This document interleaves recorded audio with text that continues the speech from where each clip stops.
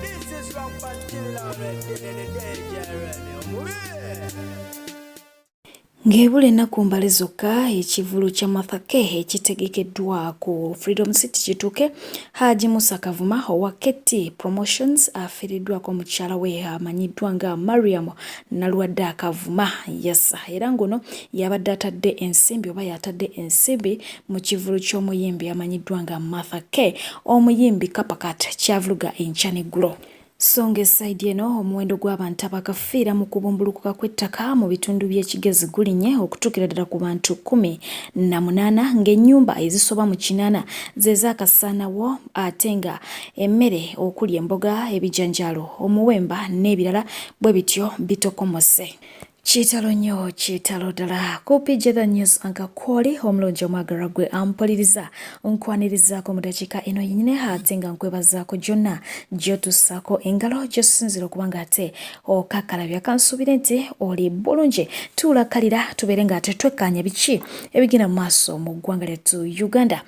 Byo ebyentambula bisanyaladde ku luguudo oluyunga Kanungo ne Kisoro district ku Kabaale district oluvannyuma lw'enkuba eyafudde embyeggulo obutasalikako okuba ng'ate munange eviirako oluguudo luno okubomoka bwe lutyo ne luba nga lugwamu. Ng'era embeera bw'ogirengera ebyentambula byo byasanyaladde dda naye ng'ate ebimu ku bizibu bya Uganda ebisingidde ddala okuba eby'amaanyi tulinawo ekizibu ky'enguudo era nga tuva oba tukyalina mu mwoleso gwa nguudo. Mu kaddeke kamu wenjogera mu industrial area ku 4th Street, yes, yo loole ebadde yeetisse amayinja agazimbisibwa erabiddwako nga nayo ewagamidde mu binnya by'enguudo era nga kino kiviiriddeko traffic okuba ng'ate akwata ne kireetera ne ba office okujja mu kitundu okusobola okulaba nti bataakiriza embeera ebinnya bisusse obuyitirivu. Wabula ng'ate ye Erias Lukwago Lord Mayor w'ekibuga Kampala avuddeyo ku nsonga eno n'agumya bannayuganda okusingira ddala bannakampala bw'abategeezezza nti ekibadde kikutte obudde kibutadde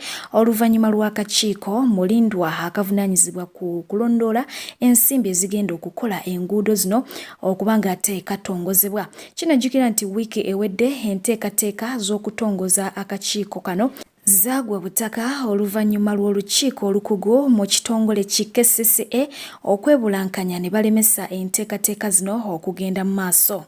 Eyo nga tuvuddeyo bwe tudda ku batuuze b'oku byalo okuli Kiza wamu ne Masujju bavudde mu mbeera bwe batyo ne batabukira Abachina abakola oluguudo lwa Busega Mpigi Expressway nga bagamba nti bakooye ejjoogo lyabwe wamu n'okubayisaamu amaaso olwamukoka ava gye bajja amayinja ge bakozesa okukola oluguudo luno bw'atyo n'ayonoona ebintu byabwe. Bano ababadde bataamye obugo bagamba nti buli nkuba lw'etonnya ebintu byabwe okuli emmere amayumba n'ebisolo kw'ossa n'ebirala bigenda mu maaso okuba ng'ate bifuna obuzibu obutagambika era nga bano bakozesezza ebyokulwanyisa omuli kifaalu oba emiggo. Wabula ng'ate bo abatuuze b'Ekankwanzi mu disitulikiti y'e Kalungu bwe batyo batwalidde amateeka mu ngalo nga tebajja kulinda bya poliisi ne batta abavubuka 2 bano kw'ossa n'okuba nga bateekera emmotoka mwe badde batambulira omuliro. Abatuuze bano bagamba nti kati bali mu kuyigga abavubuka abalala abatannaba kubanga balabikako nga bano badduse oluvannyuma lw'okulaba ng'embeera eyonoonese era bagamba nti nabo baakubamiza muzo singa babakwatako bakoye ekiyitibwa obubbi mu bitundu by'ewaabwe. Ate bo abantu ab'ekikula ekya Namagoya bwe batyo bavuddeyo ne balaajanira omukulu Yoweri Kaguta Museveni ne bamusaba okubalowoozaako mu by'enkulaakulana nga bwe guli ku bantu abalala balekenga okuba ng'ate babajjukira mu biseera by'akalulu. Bano babyogedde mu maaso g'akulira woofiisi ya ssentebe wa NRM Hajati Hadija Namyalo era ne bamutegeeza nti basosolebwa nnyo naddala mu nteekateeka za gavumenti ez'okwekulaakulanya ne basigalira nga emabega ekintu ekitali kirungi. Yo musawo amanyiddwa nga Nakawesi Juliet ng'asinziira ku mpewo za Bukedde TV yategeezezza nti omwana w'emyaka 15 yeetaaga okuyingira family planning kimuyambeko okwewala okufuna embuto zaateetegekedde kubanga nti abaana bangi beenyigira mu bikolwa eby'okwegatta nga bakyali bato. Kino nno kyanyezezza abazadde ab'oku Facebook nga bagamba nti omwana aba akyali muto nnyo okubanga yeeyunga ku family planning. Jjukira nti obuweke obwa family planning ensangi zino bwegulidde omuze gw'okuba ng'ate butugumbula abakyala abagenda maaso okuba ng'ate babwettanira. Ate yo kkooti enkulu ewozesa abalyake n'abakenuzi ey'ekkololo eyimbudde omubaka wa Bududa era minisita omubezi ow'e omukyala Agnes Nandutu ku kakalu ka bukadde 10 ezaabuliwo n'abamweyimiridde obukadde 50 ezitali zaabuliwo. Kino kizze oluvannyuma lw'oludda oluwaabye okulemererwa okukakasa kkooti nti Nandutu bw'anaayimbulwa ku kakalu tajja kudda mu kkooti. Ate yamyuka ssentebe wa NRM mu buvanjuba bw'eggwanga Captain Mike Mukula bw'ati ategeezezza nti Sb4 oyo nno nga ye mukuumi ya seminisita we yasooka kuba mukuumi we bw'atyo n'amwekengera era n'asaba bamumuggyeko olw'akasunguyira ke yali alina assaako okwagala ennyo ensimbi. Mukula ategeezezza nti embeera z'omukuumi ono zaabadde nzibu nnyo nga bw'okiwulira era nga mbu yabadde akozesa n'ebitamiiza. Embeera eyo nga yakabaabwo bingi byagenze mu maaso kubanga ate bikolebwa ku social media era nga ebifaananyi byaggiddwayo nga biraga baafanda ab'enjawulo nga bagenda maaso kubanga bayisibwa obulungi okugeza ng'okulya akamere mu budde wabula nga ye omukulu amanyiddwa nga Lwasa yavuddeyo n'ategeeza nti ye takkiriziganya na kyamukuumi kubanga ate alya emmere nga naye bw'alya agamba nti Bodyguard ali supposed kubeera ku mulimu gwe ng'amukuuma ye nga bw'akola ki bw'alya akaseera konna. Ate nga ye omukulu Yoweri Kaguta Museveni yategeezezza nti omukuumi Sb4 bannayuganda abasinga obungi gwe batutte okuba ng'omuzira abakusigalawo bandimuyizze okutuusa we bandimufunye bw'atyo n'abanga asasulira ekyo kye yakoze wabula nti ate omukisa omubi yamaze n'abanga yejja mu bulamu bw'ensi eno nti era tabakwejja mu bulamu bw'ensi eno omwana ttu bandimuyizze yonna gye yandibadde n'abanga asasulira omusango ogwo gwe yazizza. Oluvannyuma lw'okukkiriza akalimu ka muhoze omukyala amanyiddwa nga Spice Diana yasabadde ku kikaliriro ku mukutu ogwa Facebook n'emikutu emirala okuva eri bannayuganda abasinga nga bagamba nti ono alya mu lulimi ne mu luzise era nga bangi bavudde awo ne bategeeza nga omukwano gwe ne famire y'omukulu amanyiddwa nga Bobi Wine bwe guli mu lusuubo sinakindi nti gwaweddewo. Omukyala ono ng'asinziira mu interview emu yategeezezza nga bono bwe bakyali famire era baaluganda baava ne mu kubeera mikwano era nga enkolagana yaabwe ekyali tight na bw'atyo n'ategeeza nti yeebaza nnyo Bobi Wine ne mukyala we Babi okuba nti bamwagala era nga bategeera bizinensi ye era bagiwa ekitiibwa. Bw'atyo n'ategeeza nti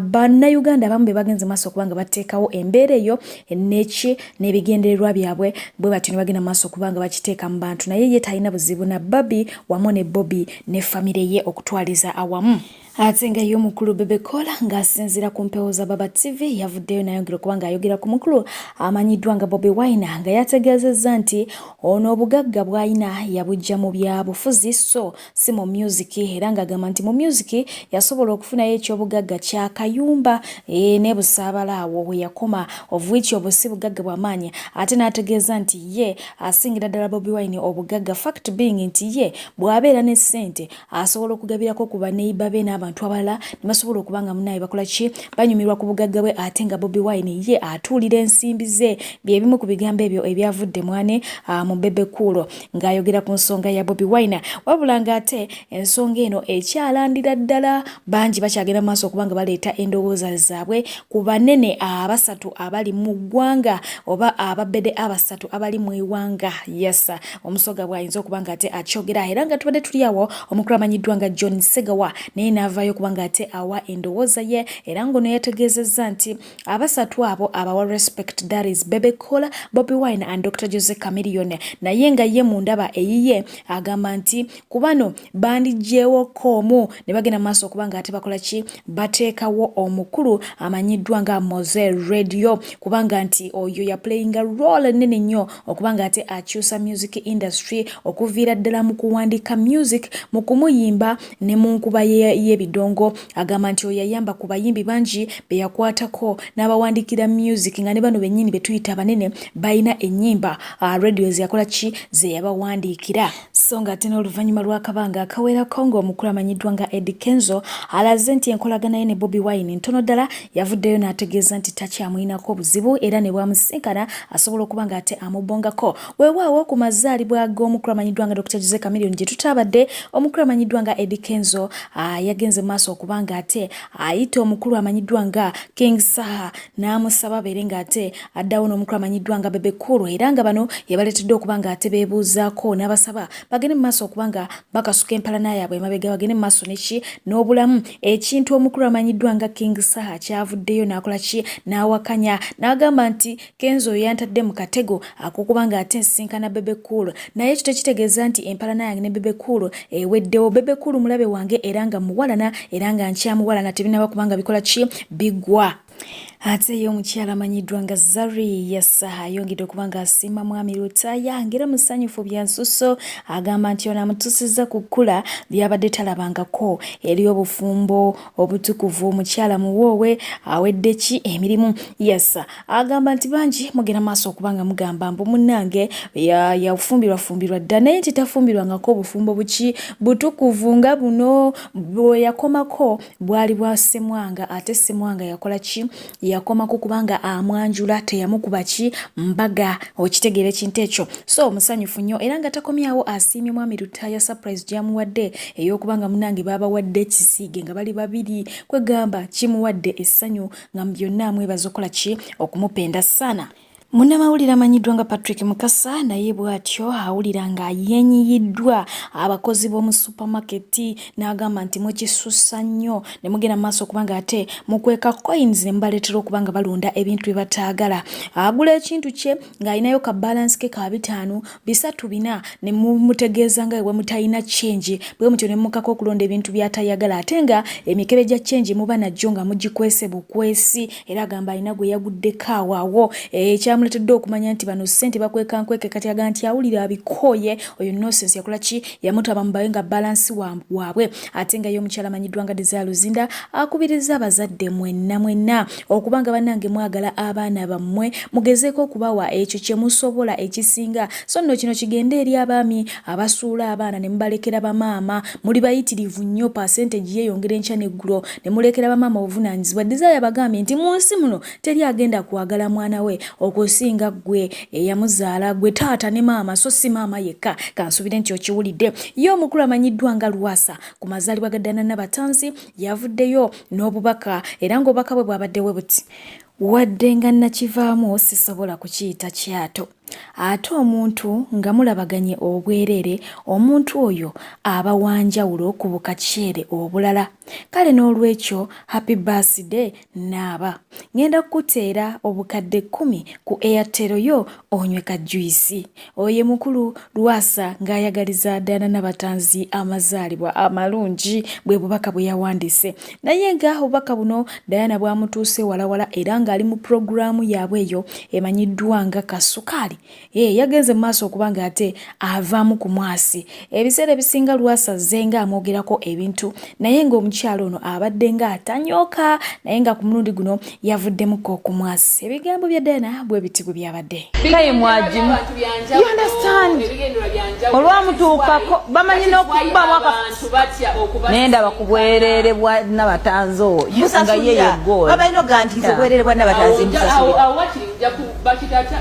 kuwumba naye nga tosobola bulaba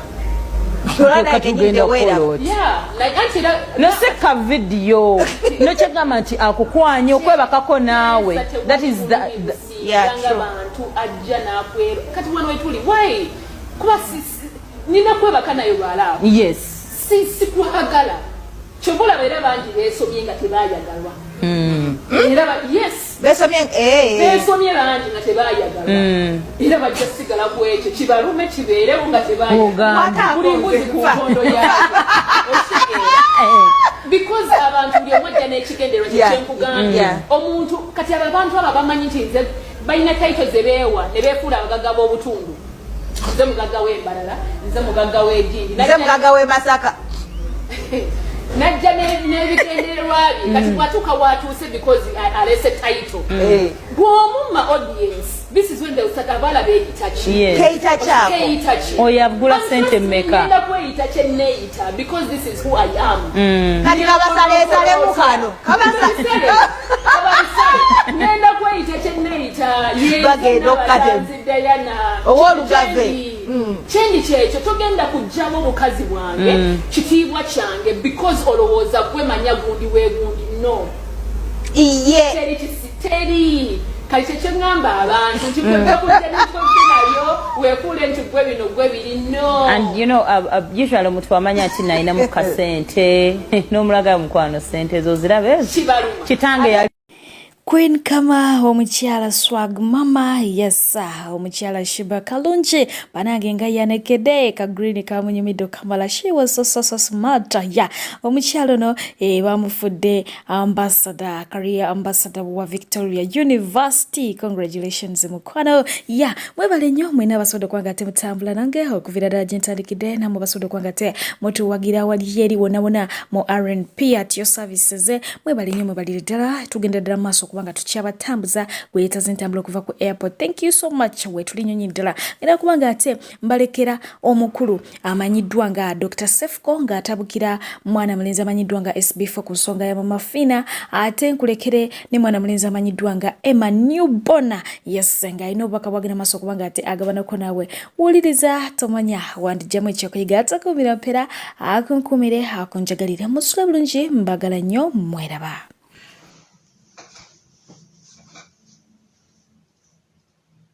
Yes, mulimutia amanyi gange bampita Emma newborn ndi muyimbi ayimba ekika kya genre kyebayita pop music, soul and ballad.